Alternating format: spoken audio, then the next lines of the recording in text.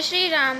तो दोस्तों, आज इस वीडियो में जानेंगे कि शूर्पणखा ने क्यों अपने भाई के वंश को खत्म करवा दिया और फिर शूर्पणखा का क्या हुआ, वो कहाँ गई और फिर अगले जन्म में वो किस रूप में आई जन्म लेकर, जानेंगे इस वीडियो से। पूरा ज़रूर सुनिएगा। त्रेता युग में जब श्री राम अपने पिता राजा दशरथ के वचन को निभाने के लिए भाई लक्ष्मण और पत्नी सीता सहित वनवास को गए, वहां रावण की बहन शूर्पणखा भी घूमती हुई उधर आ पहुंची।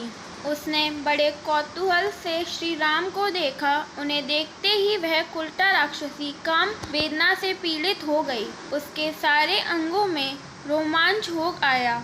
फिर वह मूर्छित हो गई और वह श्री राम के पास गई। शूर्पणखा सदा बने रहने वाले यौवन से युक्त अत्यंत प्रौढ़ और कामोन्ता थी।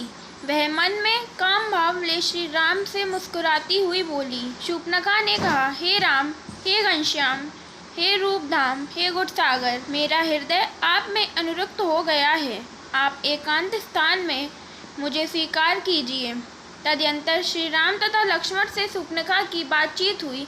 अंत में लक्ष्मण ने तीक्ष्ण धार वाले अर्धचंद्राकार बाण से उसकी नाक काट ली। उसका भाई खरदूषण बड़ा बलवान था। उसने आकर युद्ध किया और लक्ष्मण के अस्त्र से सेना सहित मारा जाकर यमलोक को चला गया।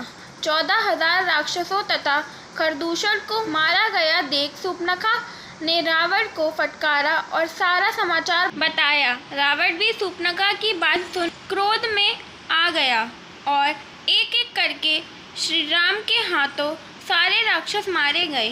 अंत में कुंभकर्ण, मेघनाद जैसे वीर योद्धा भी श्री राम के हाथों मारे गए और अकेला बचा रावण, वो भी श्री राम से युद्ध करते करते मारा गया। सुना जाता है कि एक बार रावण ने शूर्पणखा के पति को मार दिया था और अपनी बहन शूर्पणखा को विधवा बना दिया था। तब शूर्पणखा ने दुख और क्रोध में शपथ ली कि इस रावण के वंश का सर्वनाश ना कर दूं तब तक चैन नहीं पाऊंगी। इसलिए शूर्पणखा ने ऐसी चाल चली जिसमें रावण का पूरा वंश खत्म हो गया। उसके बाद तत्काल पुष्करती में चली गई। वहां दुष्कर तपस्या करके उसने ब्रह्मा जी से वर प्राप्त किया। उस निराहार तपस्विनी राक्षसी को दर्शन देकर सर्वज्ञ कृपा सिंधु ब्रह्मा जी ने उसके मन की बात जान ली और इस प्रकार कहा। ब्रह्मा जी बोले, वराने श्री राम दुर्लभ हैं, उन्हें तुम प्राप्त नहीं कर सकी हो, इसलिए यह दुष्कर तपस्या कर रही हो। इस तरह जितेंद्रियों में श्रेष्ठ धर्मात्मा लक्ष्मण को भी प्राप्त करने में तुम्हें सफलता नहीं मिली है, अतः उधर से निराश होकर तुम तपस्या में लगी हो।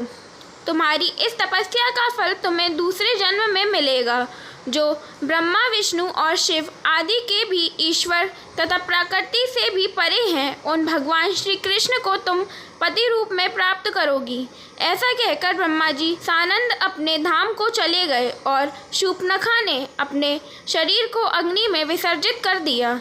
वही दूसरे जन्म में कुब्जा हुई और भगवान श्री कृष्ण के दर्शन प्राप्त किए और उनका सानिध्य भी प्राप्त किया। इस कथा को जो पढ़ता है या सुनता है, उसके सारे शत्रु का नाश हो जाता है और भगवान श्री राम की कृपा प्राप्त होती है। जय श्री राम, जय श्री कृष्ण, राधे राधे।